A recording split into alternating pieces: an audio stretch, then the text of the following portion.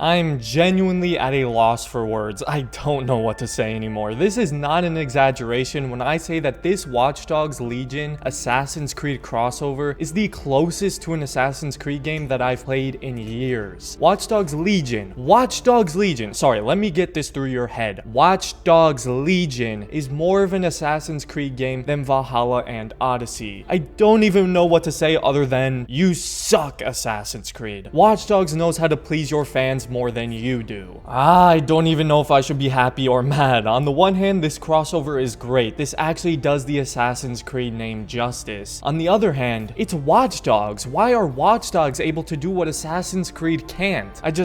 Well, whatever. Let's just focus on how great this crossover is and pretend the actual Assassin's Creed series doesn't exist right now, because this just puts it to shame. Can we just take a minute to appreciate though how great Watch Dogs Legion's post-launch content has been though? I wasn't even that big of a fan of the main game, but they are killing it. With the Bloodlines DLC, online mode, and now this crossover, Watch Dogs Legion actually gives me hope that there's still some competent people in Ubisoft. But first, let's start with what makes this crossover good. The crossover starts with these two missions called Enter the Assassin and the New Creed, which is basically the introduction and setup for the new playable assassin character Darcy. Darcy and her brother Lucas are both modern-day assassins and decide to come to London to search an assassin tomb, even though they had made a deal with the Templars to never return to London. The assassins in this time period are numbered and spread thin, while the Templars and Abstergo seemingly have their hand in every corner of the world. DedSec decide to help Darcy and the assassins in their fight against the Templars, because the Templars are also behind Albion and Clan Kelly. Once you get into the assassin tomb with Darcy, you have to solve a few puzzles to open an Izu vault, and there's tons of Assassin's Creed lore and references baked into this tomb. There's these statues of Jacob and Evie Fry along with Edward Kenway and Altair. Jacob and Evie set the example for the assassins in London, and Darcy and her brothers strive to be like them. There's also a bunch of references to previous AC titles, and even the music for the crossover is Assassin's Creed themed. Now, to actually unlock Darcy and get her assassin hood, robes, and hidden blade, you have to finish the New Creed, in which you'll get her gear in the Izu vault, and then to actually use Darcy in the game, you need to be an owner of the season pass. It's not a terrible deal considering the crossover missions are free, not to mention the season pass is currently on sale as I'm recording this, so it's not a bad deal at all. But anyways, once you finish those missions and own the season pass, you have full access to Darcy and all her really cool assassin gadgets. Darcy has a hidden gun and hidden dart gun. One obviously kills people, and the dart gun makes enemies turn on each other, just like the Berserk blade from AC Unity or the Berserk darts from Black Flag and Rogue. The hidden gun also just looks really cool. Rather than the concealed wrist firearm, it's like this pistol that has cloaking on it, so it turns invisible when you're not aiming it. Darcy also has an eagle drone that disrupts all electronics in the area, and she has a cloaking ability that allows her to disguise herself as nearby enemies to avoid detection. It's a reference to the disguise feature from Assassin's Creed Unity, and it basically works like a uniformed disguise in Watch Dogs Legion, like you get with some of the other recruits, except the difference is you can use this disguise anywhere and on any enemies. It's not restricted to whatever your recruit happens to be wearing. It's actually a really strong ability, and it has a super long duration, making it really easy to just stroll into restricted areas and stealth kill everybody. And of course, there's a hidden blade, which has some great assassination animations, and a good variety of them too. For Watch Dogs Legion not being, well, you know, Assassin's Creed, it has a very good understanding of how the assassins like to strike their targets. Hiding in plain sight, being a blade in the crowd, they literally know more about what makes an assassin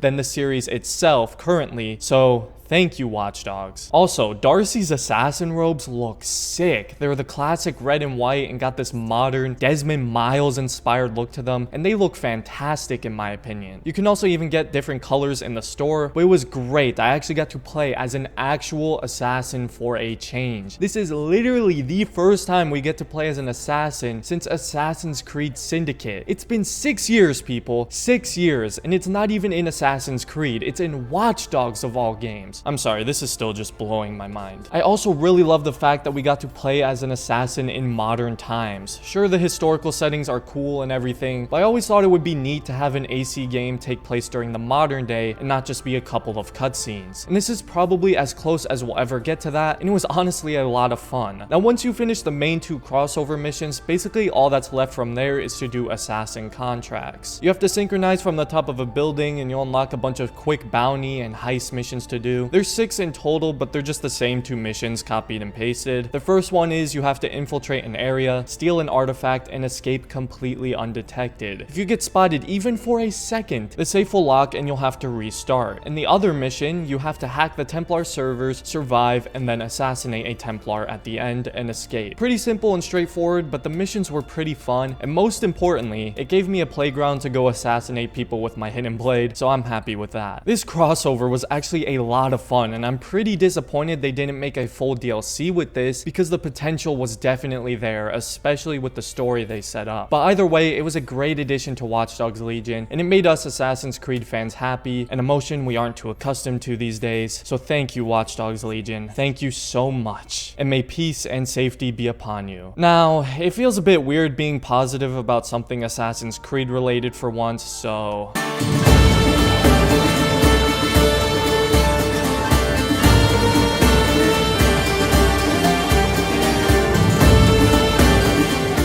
There's my favorite game of all time. There's the reason I can never sleep at night. The reason I've lost faith in Assassin's Creed. The bane of my existence. Well, guys, we'll always have Watch Dogs Legion at least. And no matter what happens, we'll always have these guys. Oh no, go away, Odyssey. Anyway, if you guys enjoyed this video and want to see more Assassin's Creed related content, consider subscribing for more in the future. I also have a Discord server that just hit 1,000 members, by the way. So if you want to join that, the link is in the description. And other than that, thanks for watching and have a great rest of your day, Assassins.